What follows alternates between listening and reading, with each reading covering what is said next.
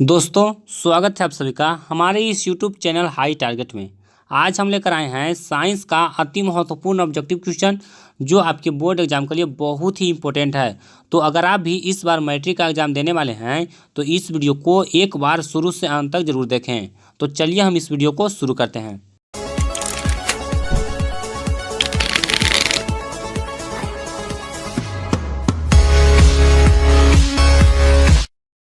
देखिए, इसमें पहला प्रश्न है, एस ए नोड है यानी कि एस ए नोड को ही साइनो ऑरिकुलर नोड कहते हैं। ये क्या है? पेशी उत्तक है, तंत्रिका उत्तक है, संयोजी उत्तक है या फिर कंकाल उत्तक है?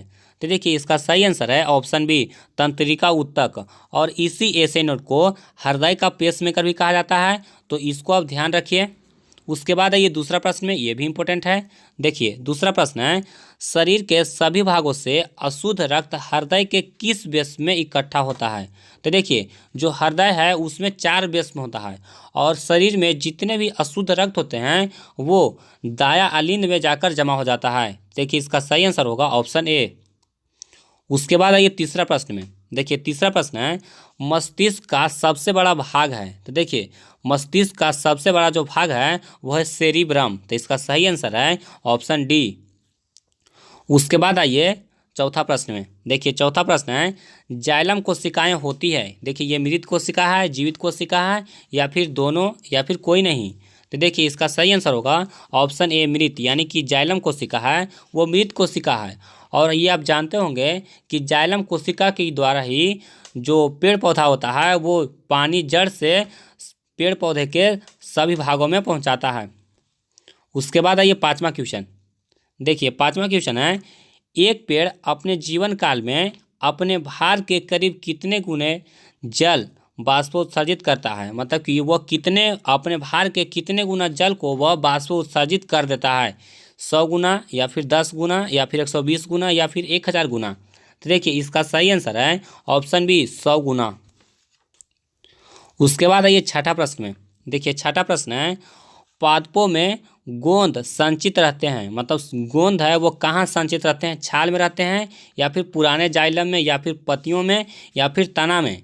तो देखिए, इसका सही आंसर है ऑप्शन बी, पुराने जाइलम में। उसके बाद आइए सातवां क्वेश्चन में। देखिए, सातवां क्वेश्चन भी इंपॉर्टेंट है, तो इसको भी आप थोड़ा ध्यान से समझिए। कहता है कि मनुष्य के फेफड़ों में करीब कितनी वायु कोष पाए जाते हैं? तो देखिए, इसका सही आंसर होगा ऑप्शन ए, 3 गुने 10 पर पावर 8 वायु कोष। उसके बाद देखिए आठवां क्वेश्चन, ये भी इंपॉर्टेंट है, तो इसको भी आप थोड़ा ध्यान से समझिए। क्वेश्चन है, मनुष्य के आमाशय में प्रतिदिन कुल कितने लीटर जट्ठा रस का स्राव होता है? तो देखिए, इसका सही आंसर है ऑप्शन डी, 3 लीटर। उसके बाद आइए नौवां क्वेश्चन में, ये भी इंपॉर्टेंट है, तो इसको भी आप ध्यान से समझिए। क्वेश्चन है, पित्त का स्राव कहाँ से होता है? तो देखिए, पित्त का जो स्राव होता है वो यकृत से होता है, लेकिन अगर आपको पूछ दे कि पित्त है वो संचित कहाँ पर होता है तो वो संचित होता है वो पित्ताशय में होता है। तो ये दोनों पॉइंट को आप याद कर लीजिए, इसमें आपको कंफ्यूज नहीं होना है। अगर आपको स्राव पूछेगा तो हो जाएगा यकृत से, और आपको अगर संचित पूछेगा तो हो जाएगा पित्ताशय में। उसके बाद आइए 10वां क्वेश्चन, ये भी इंपॉर्टेंट है। 10वां क्वेश्चन है, वास्तविक प्रतिबिंब की ऊंचाई होती है। देखिए, ये धनात्मक होती है या फिर ऋणात्मक या फिर दोनों या फिर कोई नहीं?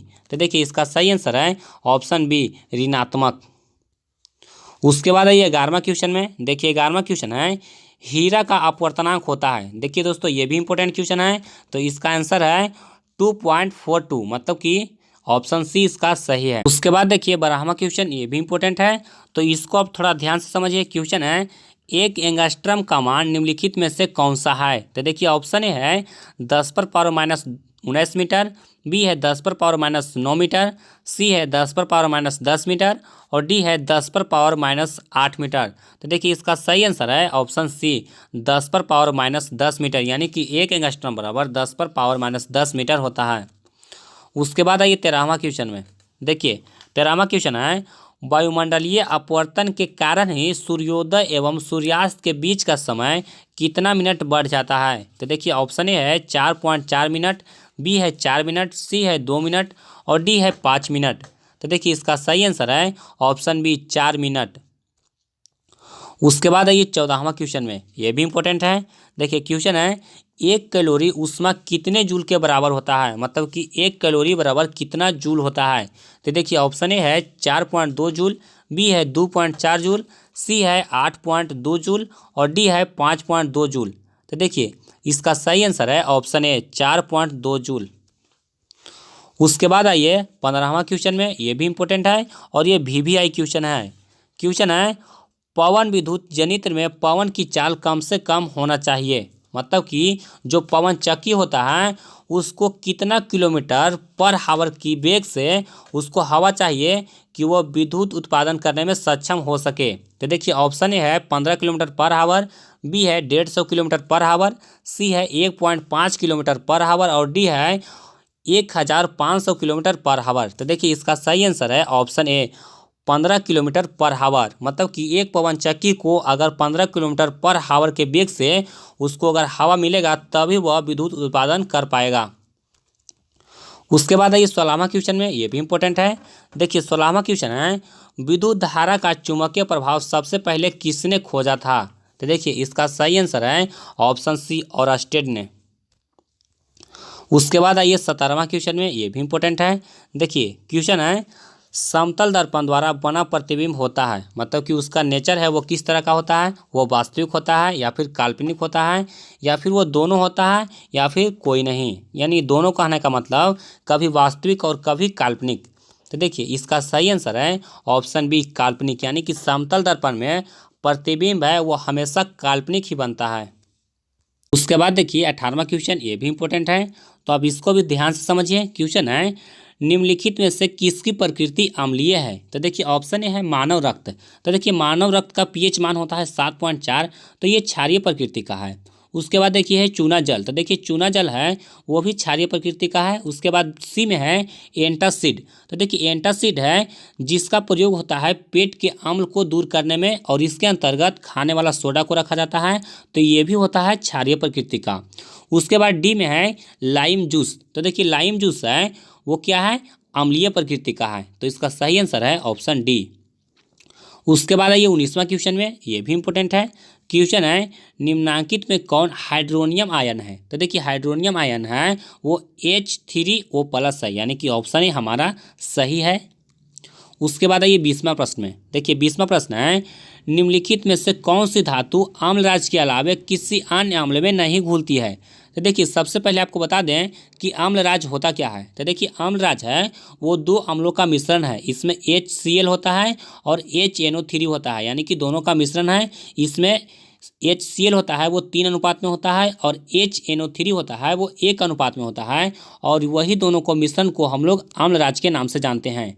तो देखिए इसमें जो घुलता है वो धातु है सोना, यानी कि सोना एक ऐसा धातु है जो सिर्फ आम्लराज में घुलता है, इसके अलावा किसी और अम्ल में वो नहीं घुलता है। तो इसको आप याद रखिए, ये आपके लिए बहुत ही इंपॉर्टेंट है। उसके बाद आइए 21वां क्वेश्चन, ये भी इंपॉर्टेंट है। देखिए 21वां क्वेश्चन है कौन सा हाइड्रोकार्बन कमरे के ताप पर ठोस है, यानी कि कौन सा हाइड्रोकार्बन है वो कमरे के ताप पर ठोस अवस्था में रहता है। तो देखिए ऑप्शन ए है CH4, बी है C3H8 और उसके बाद सी में है C8 और H18 और डी में है C20 और H42। तो देखिए इसका सही आंसर है ऑप्शन डी C20H42। उसके बाद देखिए 22वां क्वेश्चन, ये भी इंपॉर्टेंट है। देखिए 22वां क्वेश्चन है सबसे अधिक भास्मिक ऑक्साइड है। तो देखिए ऑप्शन ए है K2O, बी है B2O3, सी में है SO2 और डी है NO2। तो देखिए सबसे पहले आपको बता दें कि सबसे अधिक भास्मिक ऑक्साइड वो होगा जो सबसे अधिक अभिक्रियाशील धातु का ऑक्साइड होगा, यानी कि हम जानते हैं कि जो धातु का ऑक्साइड होता है वो भास्मिक होता है और जो धातु जितना अभिक्रियाशील होगा उसका ऑक्साइड उतना ही भास्मिक होगा। तो देखिए सबसे अधिक अभिक्रियाशील धातु कौन है, तो पोटेशियम है। तो देखिए इसका सही आंसर होगा ऑप्शन ए K2O, और उसके बाद अगर कहेगा तो उसके बाद हो जाएगा सोडियम। उसी प्रकार से आप उसका जो श्रेणी है उसको याद कर लीजिए, आपको ये क्वेश्चन अच्छी तरह से आप इसको सॉल्व कर सकते हैं। उसके बाद देखिए 23वां क्वेश्चन, ये भी इंपॉर्टेंट है। देखिए 23वां क्वेश्चन है निम्नलिखित में से कौन सा लवण समुद्री जल में पाया जाता है। तो देखिए समुद्री जल में जो लवण पाया जाता है उसका नाम है सोडियम क्लोराइड और जिसका सूत्र होता है NaCl और इसी को हम लोग साधारण नमक के नाम से जानते हैं या फिर साधारण लवण, यानी कि ऑप्शन डी हमारा बिल्कुल सही आंसर है। उसके बाद आइए 24वां प्रश्न में। देखिए 24वां प्रश्न है मोमबत्ती का रासायनिक सूत्र क्या है। दोस्तों ये भी काफ़ी इंपॉर्टेंट क्वेश्चन है, तो इसको आप अच्छी तरह से याद कर लीजिए। इसका आंसर है C25H52, यानी कि ऑप्शन सी हमारा बिल्कुल सही है। उसके बाद आइए 25वां क्वेश्चन में। देखिए 25वां क्वेश्चन है अयस्क से गैंग कणों को दूर करने को कहते हैं। तो देखिए इसका सही आंसर होगा स्मृति।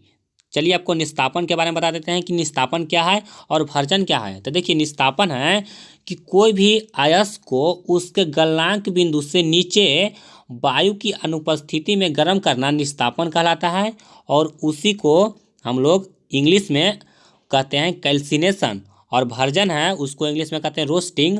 और इसमें होता है कि अयस्क को गलनांक बिंदु से नीचे वायु की उपस्थिति में गर्म करना भर्जन कहलाता है। तो दोस्तों ये दोनों क्वेश्चन आप समझ गए होंगे, ये आपको डायरेक्टली सब्जेक्टिव में भी पूछा जा सकता है। उसके बाद हम देखते हैं एक इम्पोर्टेंट क्वेश्चन। देखिए क्वेश्चन है चीनी का सूत्र होता है, यानी कि आपको चीनी का सूत्र बताना है। उसके लिए आपको ऑप्शन दिया जा रहा है। ऑप्शन ए है C6H12O11। उसके बाद देखिए बी में C12H22 और O11। उसके बाद सी में है C12H6 और O11। उसके बाद डी में आइए तो C6H12 और O6। तो इसमें आपको आंसर देना है और इसका जवाब आप मुझे कमेंट बॉक्स में दे सकते हैं। तो इसका जवाब आप मुझे जल्दी से कमेंट बॉक्स में दे दीजिए। और दोस्तों उम्मीद करता हूँ कि ये वीडियो है वो आपको पसंद आया होगा, और अगर वीडियो पसंद आया तो वीडियो को लाइक करें, इसे अपने दोस्तों में ज़्यादा से ज़्यादा शेयर करें। और अगर आप चैनल पर नए हैं, मतलब मेरे वीडियो को आप पहली बार देख रहे हैं, तो इस चैनल को ज़रूर सब्सक्राइब कर लें, आपको काफ़ी हेल्प मिलने वाला है। तो इस वीडियो में इतना ही, मिलते हैं आपको अगले वीडियो में।